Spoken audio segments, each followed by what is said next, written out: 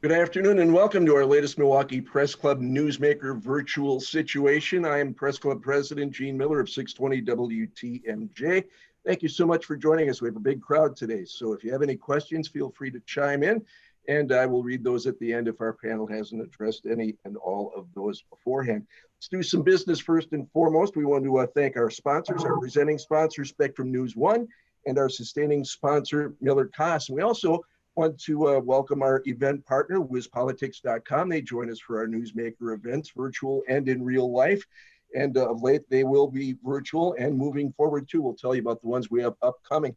We want to welcome aboard their partners as well, UW Milwaukee, the Wisconsin Academy of Global Education and Training, 1125 at Pabst, the Milwaukee Police Association, the Firm Consulting, the Medical College of Wisconsin, and Spectrum. We also want to welcome our panel of journalists from the Milwaukee Journal Sentinel, Sarah Hauer, business reporter, the Milwaukee Business Journal senior reporter, Rich Kirchen, and my partner in the morning on Wisconsin's Morning News, and also a reporter at 620 WTMJ by day and night, our managing editor, Mike Spalding. They will be interviewing our guest, Visit Milwaukee President and CEO Peggy Williams-Smith, a native of the Greenfield area, has spent her entire professional life in the hospitality industry, was with Marcus Hotels and Resorts for years as an executive, and then last fall became the president and CEO at Visit Milwaukee. So much to talk about with Peggy Williams-Smith. We'll turn the floor over to her now for some opening comments. Great, thank you, Gene. Good afternoon, and thank you all for inviting me to join you on this panel today. I'm really excited to be here with you. I was told I have 5 minutes to tell you a bit about myself, so here we go. I started my career in hospitality at the ripe old age of 15 in fast food in the Greenfield area at Southridge, and service was in my blood from the very beginning. I then went on to start my professional career as a beverage, then banquet manager at Muskego Lakes Country Club from 1990 until I joined Marcus Hotels and Resorts in 1997. And there at Marcus, I spent the next 22 years in various roles throughout the company until I joined Visit Milwaukee in November of 2019 as their first female CEO. I'm celebrating personally 15 years of marriage this November to my husband, Tim Smith, who is the managing partner of both the Pfister and the St. Kate. We like to keep hospitality in the family. And we've been raising our niece, Jocelyn, since she was 12 years old. She's gonna be a senior this fall, and she just started a new job yesterday at a restaurant. So we'll see if we've passed that hospitality gene on to her. Visit Milwaukee is a destination marketing organization, and our job is to create programs that promote Milwaukee as an attractive travel destination while also enhancing our public image as a dynamic place to work and live. Through the impact of travel and tourism, Visit Milwaukee works to strengthen Milwaukee and the surrounding region's economic position and vitality, which in turn provides opportunity for all of the citizens in our region. Tourism is absolutely essential to the success of Milwaukee. It is one of the 3 pillars of the Wisconsin economy, along with manufacturing and agriculture, and Milwaukee is the largest contributor to the tourism industry in the state. Tourism in Milwaukee County alone supported over 33,000 full-time jobs in 2019 and brought over $2.2 billion in direct spending. And unfortunately, tourism has also seen the most decimation with the onset of COVID-19. When I accepted this job, I was coming in what was supposed to be the year of Milwaukee. We had the DNC, the Ryder Cup, USA Triathlon, and the Moose Convention were both returning after years away, and we had the Bucks who were heading into the playoffs. The Brewers were sure to be in contention, as well as our usual slate of summer festivals bookended by Summerfest and the Wisconsin State Fair. Then COVID-19. We saw our occupancy levels dip lower than ever recorded in modern day. At one point, 16 of our hotels had temporarily suspended operations. Our 170 locally owned and operated restaurants and bars, as well as attractions and entertainment venues, all shut down. The layoffs were large and quick, and as a city, we got as low as single-digit occupancies, with the county dipping into the low teens. At Visit Milwaukee, we had to pivot. We immediately became a resource for the hospitality community, trying to interpret policies as we moved through the pandemic. Our team created blood drives. We partnered hotels with essential workers, highlighted our partners through a weekly webinar while providing information to the greater membership and the community. As of today, we've had over 75 cancellations and/or postponements of events that were directly booked through our organization. We are still receiving calls into 2021 as all market segments continue to worry about spread and are putting things on pause until they see a vaccine. But as I tell people, I am a glass half full type of person. So there is good news. And that good news is that we continue to book new events into the city. We have an approved expansion looming in the near future, which will allow us to book multiple events into the city at a time.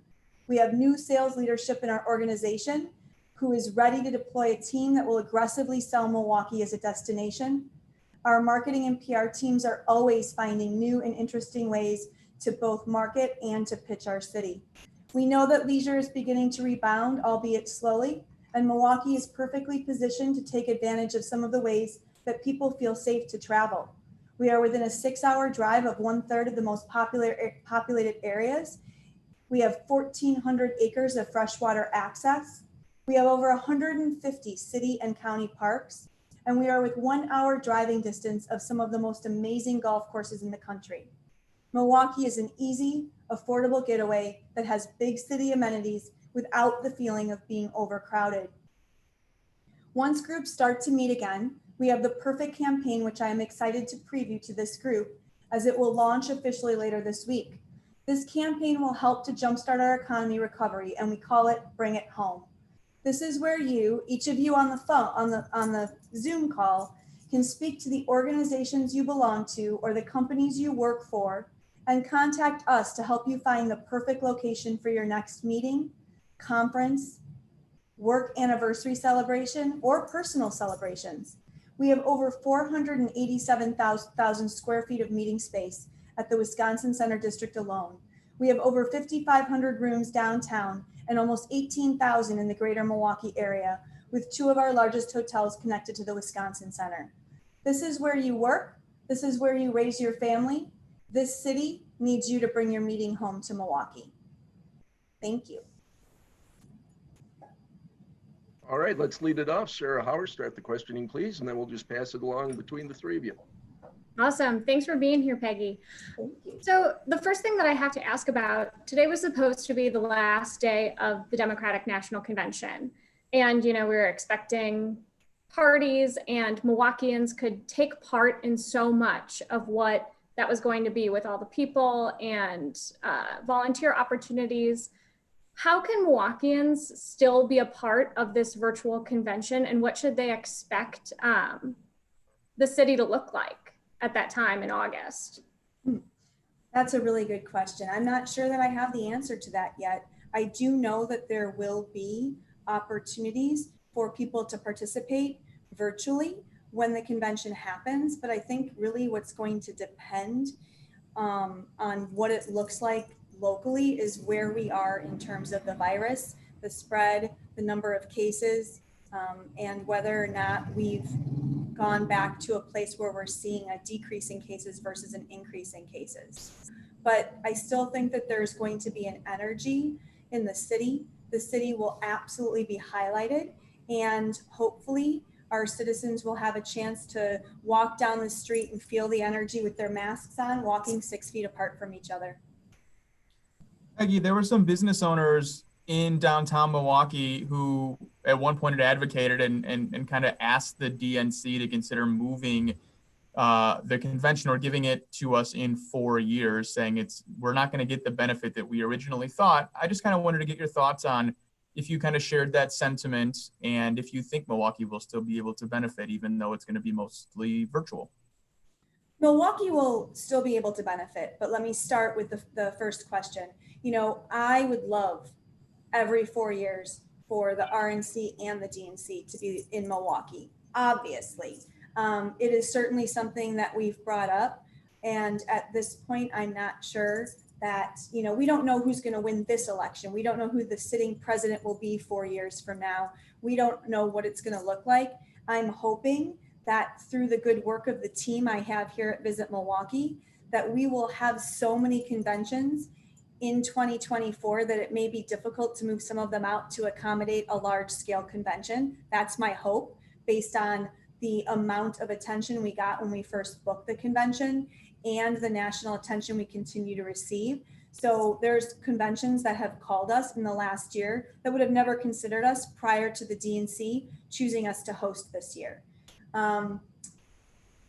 You know, again, as you look at what will happen this year, we're not going to get the economic benefit that we were hoping for. Obviously, there's not going to be 50,000 people here. There's not going to be the parties that there once were going to be, but there will be opportunities for us to showcase what a great city we are to come and visit or to host your convention in. And we hope that that's what we're able to convey while the DNC is here in Milwaukee.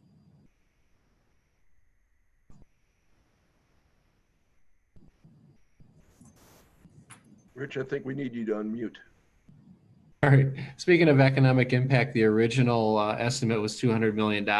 And while that science is inexact, to say the least, would you be able to put any kind of dollar amount now or you know, percentage change on that? I mean, it would be a guess, right? We don't know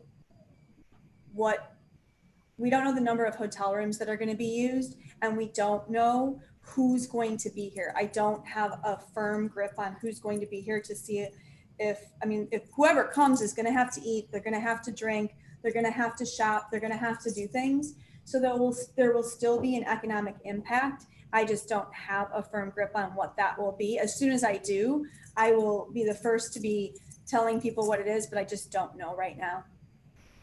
You were talking earlier about the downtown hotel room occupancy in recent weeks or days being in the 20 to 30% range. Do you anticipate the rooms are going to be full at downtown at least? I hope so. But right now it's an educated guess versus knowing exactly what's going to happen. You know, I think that anytime that you're hosting a major national event, that there are people who will want to be here, and that could hopefully, with what the convention is holding in guest rooms, could create some compression, and hopefully we can fill some of our hotels. So one thing that's been talked about a lot is this is going to be a mostly virtual convention, but that they have promoted it as still based in Milwaukee and that we're still going to get that Milwaukee flavor. What would you hope to see from the DNC during those primetime TV hours in particular to still give it a Milwaukee flavor? Well, I know that we're specifically doing things to give it a Milwaukee flavor. So we're creating a series of 30 30-second videos that will highlight all of the good and diverse things we have going on in our city. And we're hoping that there'll be an opportunity for us to share those virtually with the delegates and anyone else who is watching. So we're preparing for being able to showcase and highlight Milwaukee virtually versus in person. You know, we had originally talked about being able to do tours with delegates and taking them places where we wanted them to go. We have an entire pitch deck. Our team, the team here has been amazing. They had an entire strategic plan built around what would happen when the DNC was here, and what the team has done has pivoted that and looked at it and seen what we can do to do this virtually. So, you know, we are positive the relationship we've built will allow us to still showcase our city. Then they have their own things that they're doing. They have their own pitch decks from being here for so long that they're going to look at making sure that they're highlighting things that they've seen throughout their time here in the last 18 months. How did you keep your staff? How did you keep their spirits up during this whole thing? It was kind of a very quick 8 weeks where it just seemed like everything kind of got canceled and went by the wayside. I think I speak for everyone when we say we were excited about being able to cover some of this stuff like the DNC, but you guys are way more intimately involved in this. So what was it like at Visit Milwaukee during this time?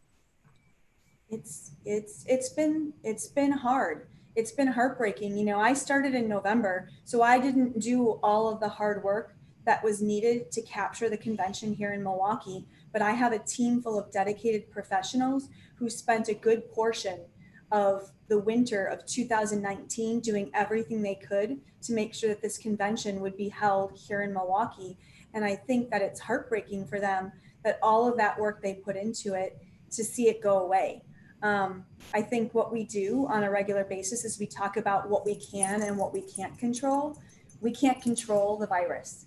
None of us are, I joked, I was doing a practice round with some of my PR folks, and I joked about how we've got a lab in the back in which we're trying to create the vaccine, because we can't control the virus. We can only control how we react to the current situation.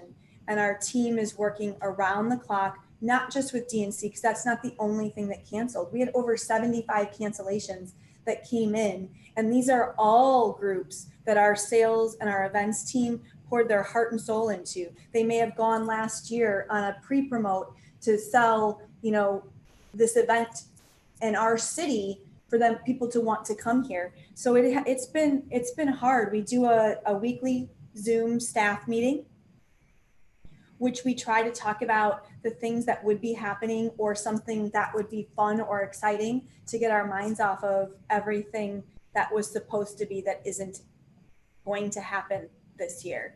And then we focus what's going to happen in 2021. We've got a great 2021, a great slate of conventions. We know they're not going to look the same, but we're in conversations with all of those meeting planners and figuring out with the Wisconsin Center, how we can, and our hotel partners, how we can best accommodate them to make sure they still come.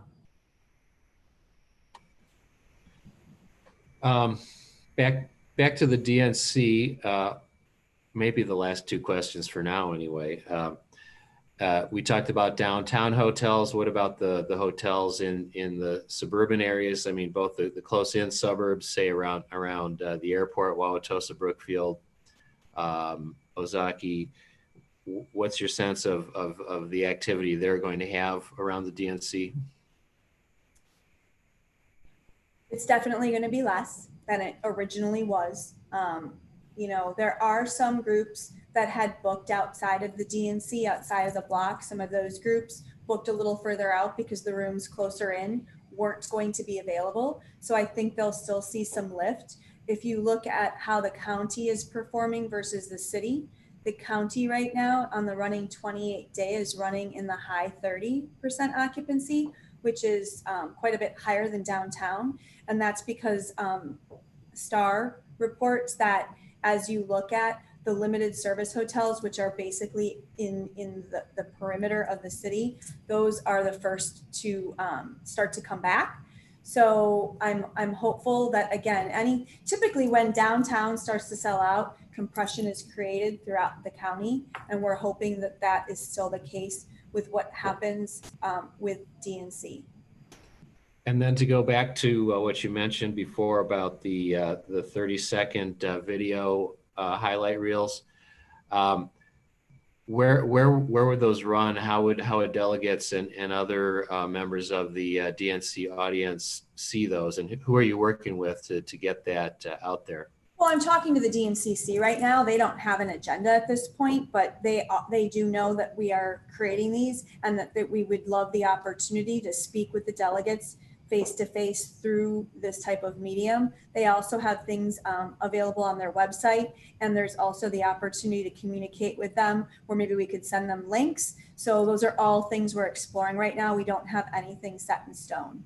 So it'd be direct communication with the delegates and others who are involved with the convention, as opposed to I'm watching the coverage on Channel 12 and well, we've asked for that. We don't know that we'll get that. Of course, that's something that we're interested in, but we're still in conversations. We still have a little bit of time to understand what the agenda looks like, and from there where we would fit in the best possible way. Yeah. So just yesterday, Wisconsin got put on some of these quarantine lists for other states, right? So New York and a couple other places out east. And then the mayor of Chicago said she might consider adding Wisconsin to the list. When you're thinking about travel to and from the area, would you promote something like quarantine for Wisconsinites? Do you think that's wise? Do you think that's something that we need here? Do you mean us quarantining our own citizens if they leave the state or the city? Is that what you're asking me? Yeah. Ooh. You know, I don't know how you enforce or monitor it. So I don't necessarily know. I will tell you that we are actively promoting people coming to the city right now to practice safe vacationing. And we're doing it through channels that we can turn on and off depending on what we're seeing with the virus across the country.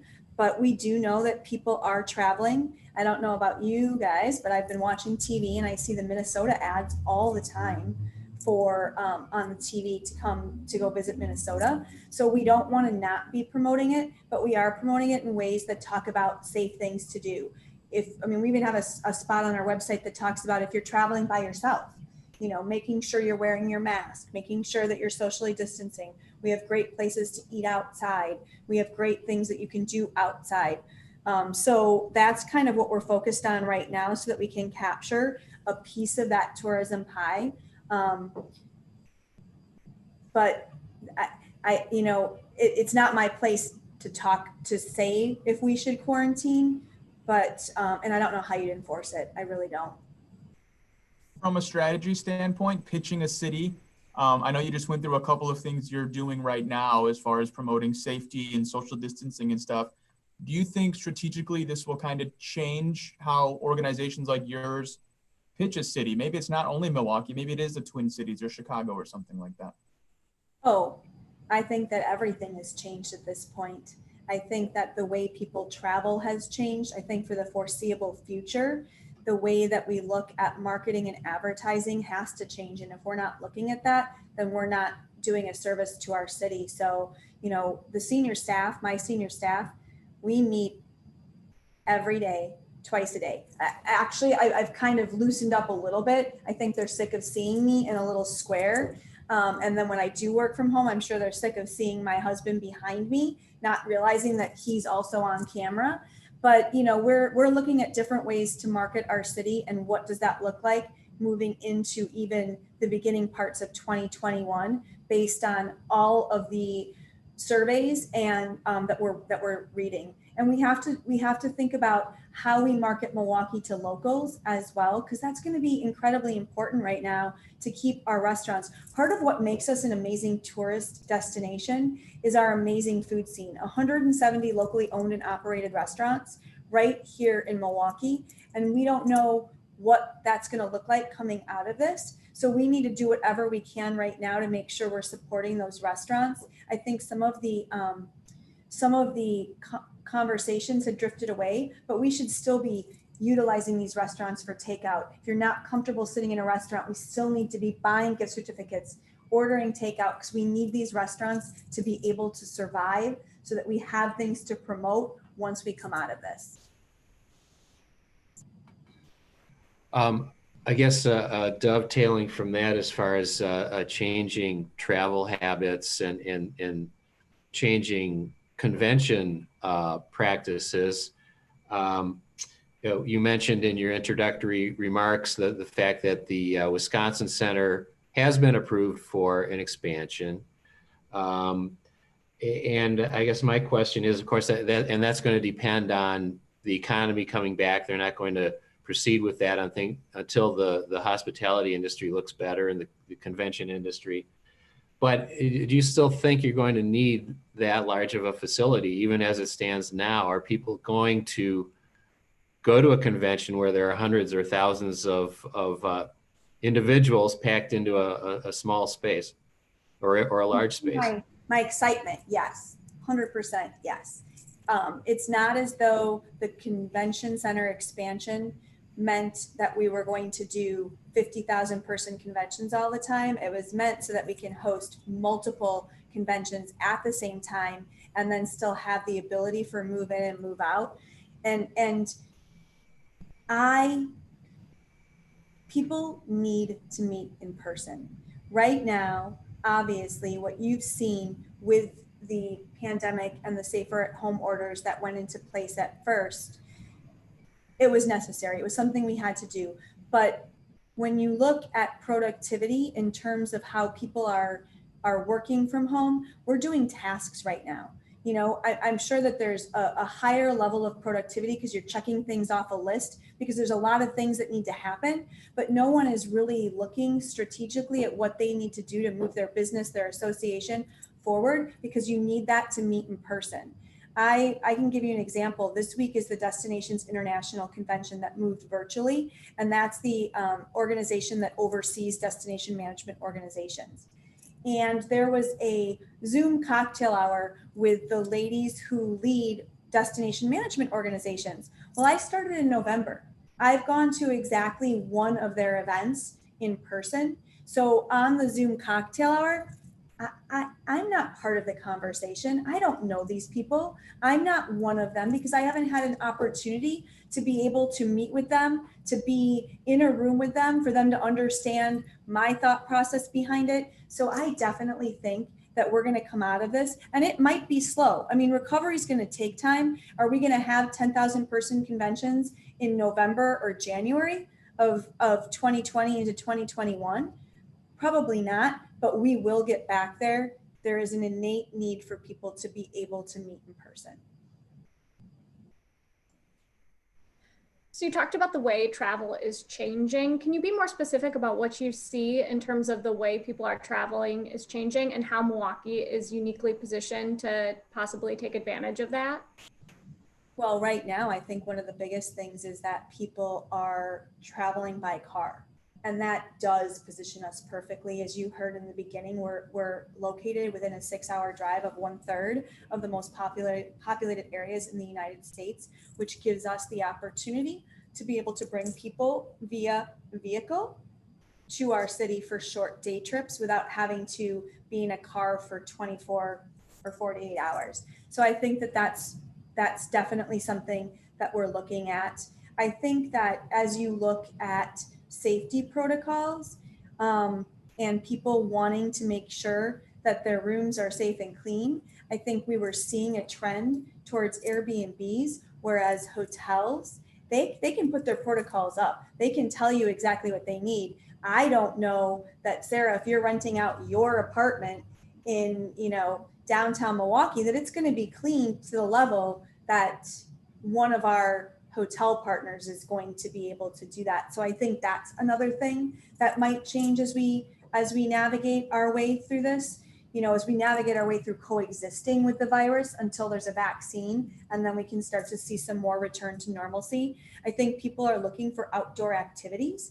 And again, that makes us perfectly positioned because we've got so much freshwater beachfront. We have so many acres of bike trails. You can surf on Lake Michigan, right? There's all these things that we can do while maintaining a physical distance from each other so that we can remain safe. And I think that really helps us when we look at marketing ourselves against other cities coming out of this.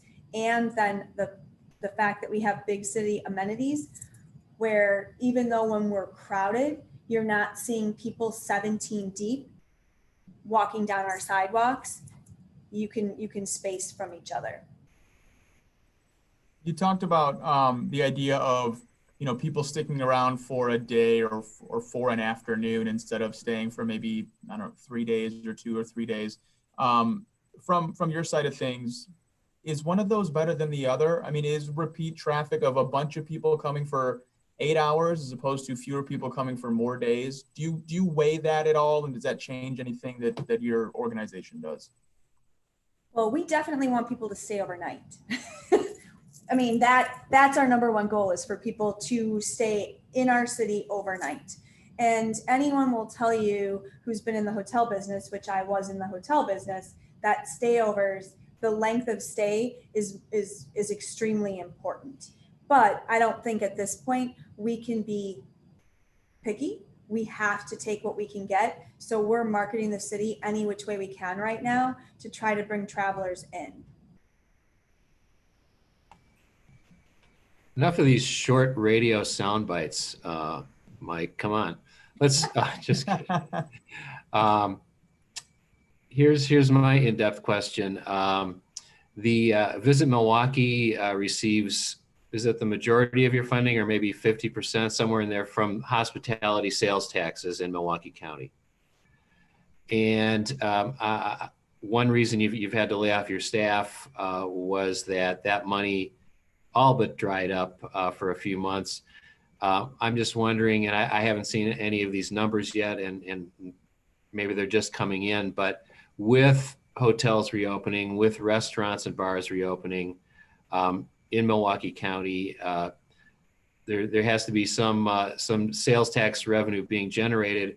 What's your sense of how that's coming along, and what it's going to look like the next few months? Well, we were fortunate. There's always room sales tax coming in. It just wasn't to the level that it was before. And the cuts that we made were based on forecasts that both the Wisconsin Center District put forth, as well as what we put forth. So even though I'm a very optimistic person, I do forecast based on worst case scenario. So I think that as we look at where we're going, I don't see huge jumps for the remainder of this year that's going to cause me to be able to go back to operating the way I was operating prior to the pandemic occurring. I think that any changes or any ability to be able to get back to pre-pandemic spending isn't going to happen for quite some time. So it's something that we're just going to continue to monitor and make sure that we're looking at, and that making sure that the money we are spending, we're spending wisely, that it's actually got a direct ROI and we're bringing visitors into the city. And you were planning to bring back some of your staff, August 1st, in advance of the DNC? Where are you with that? Well, I mean, we are definitely going to need staff to be working during the DNC. I think that when we look at, a lot of the staff that we talked about was our visitor information booth, and I don't know what's going to be able to happen with the entire convention taking place within the Wisconsin Center District. I don't know what the capacity will be if they're practicing, how many people can be in there. So we're still waiting to see what that looks like. We haven't made any decisions at this point. Are you bringing back some of your marketing and PR type staff? We are. So what we're looking at, we were actually phasing our team back in this entire month, and we've actually rolled it back a little bit with the increase in cases. So we're still working on it. We actually had a meeting this morning prior to my call, trying to figure out what's the best way to move forward to make sure that we're prepared. So I don't have answers. We're still working through that entire process right now. So you use the phrase coexisting with the virus, and what does that look like from, travel and tourism, and you all at Visit Milwaukee? What does coexisting with the virus look like? It means making sure that we're marketing smartly, that we're marketing to people who would actually travel here. It means instead of being really high funnel marketing, we're doing more low funnel marketing. So, if we would throw something out before, hoping that people would then see it, now it's more of retargeting, looking at who's visiting our website, who's dreaming and imagining of vacations, and then making sure that we're marketing directly to those people, because there's a better chance that they may actually take us up on something that we put out there. We're also looking at how we're directly marketing with our hotels, which I don't think happened prior to the pandemic, in terms of helping specifically creating programs and partnering with organizations that can help us market directly to people, where you can see that direct return on investment. But also, using the words right now that are buzzwords: clean, safe, all things that Milwaukee is perfectly positioned to market about, but making sure that we're using that in all of what we're talking about, because that is really important. That's, I'm sure what one of you may ask me is why we supported the mask mandate for Milwaukee, is because we've seen traveler sentiment surveys that talk about that people who are ready and willing to travel will feel more safe coming to a place that has a mask mandate in place. Took the question right out of my notebook. So I'll just move on to my next one. When you're advertising and you're marketing to people, whether they're from out of state or they're in the city, like you talked about, do you get the feeling that overall people have the appetite to return back and do some of the things that they used to do? I know we're seeing like small pockets of people in bars and stuff like that, but where do you get the general sense people are at right now? And do you know and have a timetable for when that might happen? Right now, so it's, and I haven't seen the surveys from this past week where as a nation it spiked. We are reverting back. At one point, I want to say that it was 67% felt comfortable that they would travel somewhere in first July and August. And then the second portion was September, October. And I know that a lot of that has rolled back based on what's happening. No one, I mean, just by going out to places, people are right now between 25 and 30% of where they were last year at the same time. And that's with using locals. You know, there are people who feel safe. There are people who feel safe being in places, and there are other people who just don't. And I think that we're going to continue to see that until the media shifts the narrative, or the narrative gets shifted because we get closer to a vaccine. What are your thoughts on the businesses are closing down, restaurants are closing down. We hear about that. There'll probably be some hotels that close down, either short-term or permanent. What are your thoughts on the survival of the hospitality industry and your members? Assuming, you know, both in terms of the changing travel habits and then what looks like a prolonged economic downturn. Well, it's frightening to me, you know, having been in the hospitality business my entire life and understanding what hospitality and tourism provides in the way of economic prosperity for our city and our region. It scares the heck out of me. I'm every day I go to sleep thinking about people whose lives are affected by what's going on, and hospitality gives the opportunity for people to have great jobs. And the more places that close permanently and don't reopen, the less jobs there are, which is incredibly scary for me. You know, I belong to a hospitality forum group on Facebook, and it's got over, 300,000 members. And on a daily basis, I see people who are posting, just got the final call. I'm no longer employed. And these are good people. There are people who've been employed for 15, 20, 25 years. And this is across the nation, not just here in Wisconsin, that have been employed in our industry for such a long time. And they are good people. And there's just right now, there's no recovery directly in sight. So, but you know, it is definitely, it's a scary time. It's a very, very scary time.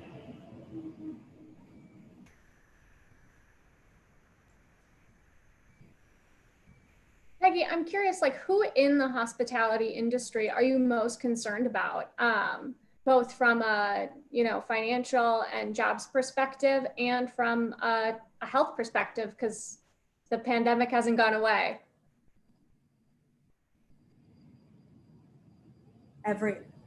Everyone, you know, I mean, it is from the biggest company to the smallest company. They all employ people who live here, and it's heartbreaking. And I know I keep saying it every single day, because these are people, you know, and this is a different time. In 2008, hospitality business went through layoffs. During 9/11, the hospitality business went through layoffs. And at those times, I think the layoffs that occurred were like, you know what, this is a nice to have position, not a need to have position. And it was this is the worst I've ever seen it. you have people who are good people who do their jobs well. There's just not business to have them do their jobs. So they have to be laid off. And we know that additional $600 from the federal government is ending at the end of July. And that is, I don't know what the repercussions are going to be when that $600 stops coming in. Speaking along those lines, do you feel like the federal stimulus money was enough to help these businesses that you work with? And if not, would you like to see another round happen? Well, first of all, there was no federal funding for DMOs. So right now there is a bill before Congress that's talking about giving some paycheck protection program to destination management organizations, because we were not part of that funding. We're a 501c6. The only thing we were eligible for were small business and emergency economic injury disaster loans. And those came out few and far between, because a 501c6, you still have to have someone be a guarantor. So it would have been me.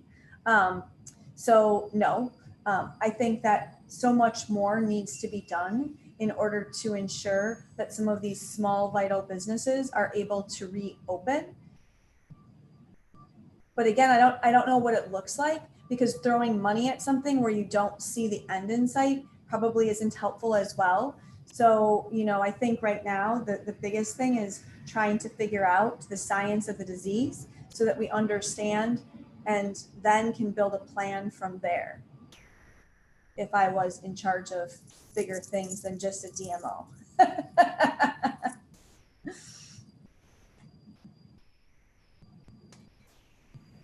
Gosh, it's my turn again.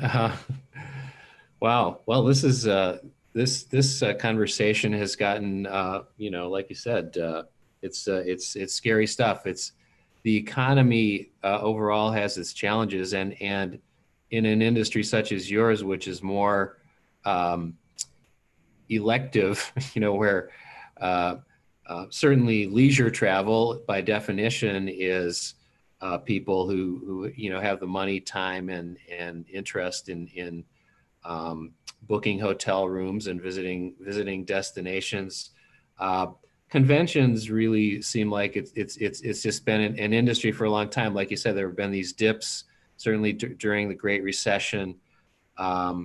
But it would seem like your industry is something that's more vulnerable. You know, I mean, if a widget breaks, we need to call the widget factory and they'll make us a new one.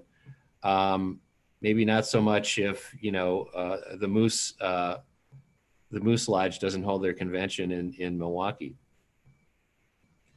I mean, well, I partially agree with that, right? Because we've seen how the world has changed, and sometimes you think you need that widget and then something else develops out of that widget, right? There are things that existed 10 years ago that don't exist today. I don't know how many companies still make house phones. I don't know, you know what I mean? There is ways for people to recalibrate what they do, and the hospitality business is resilient. People have an innate need, an inherent need to travel and to meet in person. And I don't think that that's going to go away.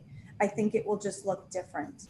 And I'm not exactly sure what form that will take, but I do know that we are still booking conventions. There are still groups who want to meet. There are meetings that are occurring right now throughout our city in hotels using physical distancing to make sure that they can still meet and move their business, their association, or their corporation forward. And I think that that will continue to happen. When you look at right now, when people say that they can go virtual, it's easy because of the, you know, 4 of us that you see on the screen, 2 of us are at home right now. Now you have things you have to do, you have things you have to check off, but you can very well sign up for a webinar, have it going on in the background while you're eating lunch. It doesn't happen when we're all back at work. There's not going to be that opportunity to have these people. And also I would be willing to bet that most of these people are only half paying attention, which doesn't create the, that's all of you listening right now. Are you paying attention? I'm just kidding. But it doesn't create that opportunity for people to be able to form relationships and come up with new and innovative ways to do business. So it's novel right now. I'm not saying, I do know that for the foreseeable future, there will be a virtual component to in-person meetings. But I don't know that that's forever. I don't know that that's forever. I don't know about you. When I started going back to the office, my calendar, which people were not very respectful of because they knew there was no travel time, right? So I would have a 12 to 12:30, someone would book in at 12:30, then they'd book in at 1 because there was no travel time. That's also not sustainable. You need time to rest. You need time to have time to be able to eat lunch. And those are things that aren't happening right now with everyone working virtually. So I definitely think that the travel and tourism and hospitality industry will rebound and find ways to come out of this pandemic stronger than ever before. So you mentioned just a minute ago the need for the media to shift the narrative in order for the hospitality industry to come back.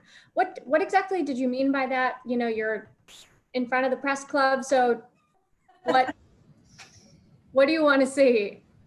I want to see talking about ways that people can coexist with the virus. How can we talk about safe ways? Obviously, with the mask mandate,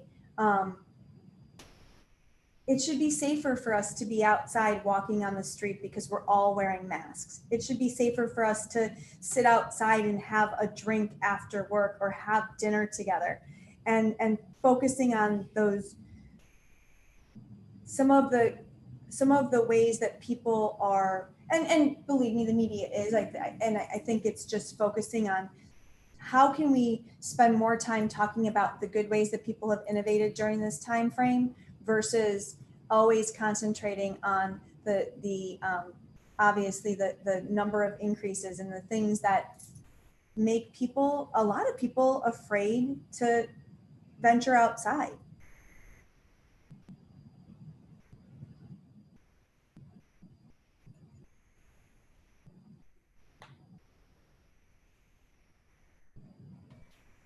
Mike, if you got one more, it's your turn if you want. Or I should say Rich. I thought it was Mike went after Sarah. Okay. And I couldn't figure out how to get myself off of mute there, so I apologize. Okay, that was it. For that one. Of the events that have canceled in 2020, have you seen a lot commit to doing things in 2021 like they were before? Or do you fear it's going to be 2022? And if it does get that far, who knows what we're doing in 2 years? Like virtual could be the way of the world by then. I just wanted to kind of get your thoughts on the need for immediacy. Virtual will not be the way, but yes, we saw a lot of events just postponed for a year out. I mean, you just saw Ryder Cup postponed for a year out, and they've shifted their whole schedule to make sure it's still going to happen. We've got a lot of groups that did. The convention business is a little bit different because a lot of times they're booking multiple years out.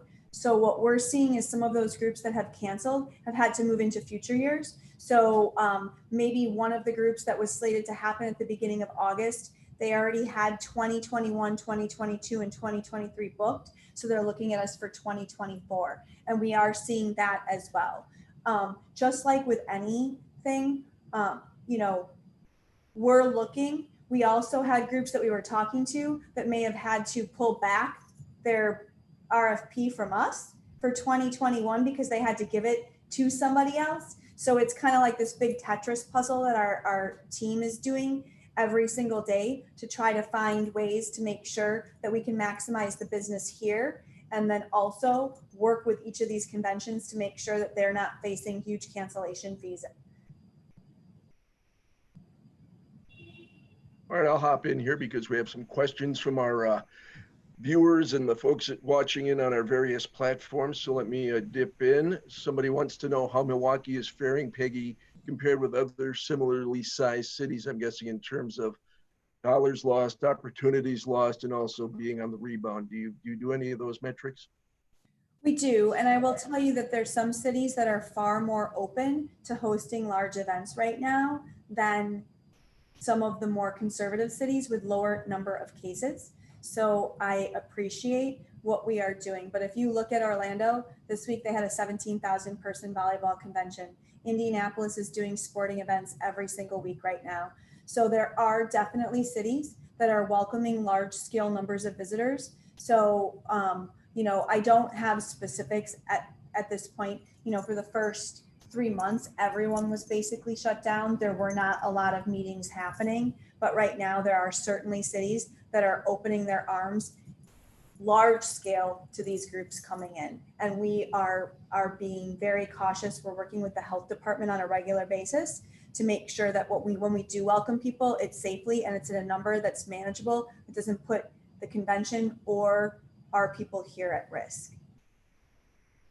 And somebody heard you speaking early on about being out and about in Milwaukee. They want to call your bluff on exactly where you go. They want you to share with the class what are some of the places you like to visit when you just want to escape and just have some fun. That's like talking about my favorite children, but I will tell you that in the past couple of weeks, I have made sure to go out with my mask on to visit some of our local establishments. I've eaten lunch at the cafe at the Pfister. I've been over to the Kimpton Journeyman. I've been to Calderon Club. I've been to, my regular lunch spots. I don't cook. I don't prepackaged meals for the week. So everyone in the downtown area benefits from me being down here because I eat out on a regular basis. The Color Palette, Grassroots, Milwaukee Public Market, headed over to Benelux. And I get a lot of questions of places that are open. So, if you're looking for any of the 430 attractions, restaurants, hotels that are open currently, go to our website at visitmilwaukee.org and you can find out everything right now that is open, either outdoor, indoor, carry out, you name it. And if you see your business isn't listed, call us and we'll put it on there. We want to make it easy for people who are coming here to figure out what they can and can't do when they're here. Peggy Williams-Smith, Milwaukee CEO, Visit Milwaukee CEO President. Thank you so much for your time today. We appreciate it. We certainly enjoy your candor and your openness, and I hope we can call on you again as this whole pandemic situation plays out, as the convention approaches and beyond. Thank you so much for your time. A reminder, we have just gotten word that the Milwaukee Press Club has landed Senator Tammy Baldwin for our next virtual newsmaker. That'll be happening July 29th, unless we squeeze in something in between now and then, but that's our next one on the schedule. Also, we're going to be doing a virtual newsmaker August 5th with County Board Chairwoman Marcelia Nicholson, and another virtual newsmaker August 27th with Brewers executive Rick Schlesinger. We'll be talking baseball, see where the season is at that point. Hopefully all is going well with the Milwaukee Brewers. Maybe they'll be playoff bound, but first things first, let's get the season going. Also want to remind you that if you like what you saw and heard today, our virtual tip jar is always open at milwaukeepressclub.org. We are a nonprofit organization, and in these virtual times, that means that we aren't doing tickets and covering costs and such things. So anything you could do to contribute would be deeply appreciated. Once again, in our virtual tip jar, anything would be, like I said, deeply appreciated by both ourselves and our endowment group, which funds scholarships for young up-and-coming student journalists. That would be deeply appreciated as well. If you're just dipping in, you're not a member of the Milwaukee Press Club, I'd like to ask you, why not? Join us. We're friendly. We like people. All folks can join our Milwaukee Press Club. Just let us know via milwaukeepressclub.org. That's milwaukeepressclub.org. Find out how you could become part of our august organization. We have a lot of fun. We look forward to seeing you in person when times permit, but in the meantime, we're going to do life like this. So we stay in touch with the newsmakers of the day. Hope to see you next time when Senator Tammy Baldwin is our guest. That again will be July 29th. Until then, thanks again to our sponsors.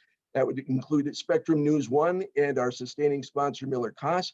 Our event partner, as always, WizPolitics.com, and their partners, which include UW Milwaukee, Wisconsin Academy of Global Education and Training, 1125 at Pabst, the Milwaukee Police Association, the Firm Consulting, the Medical College of Wisconsin, and Spectrum.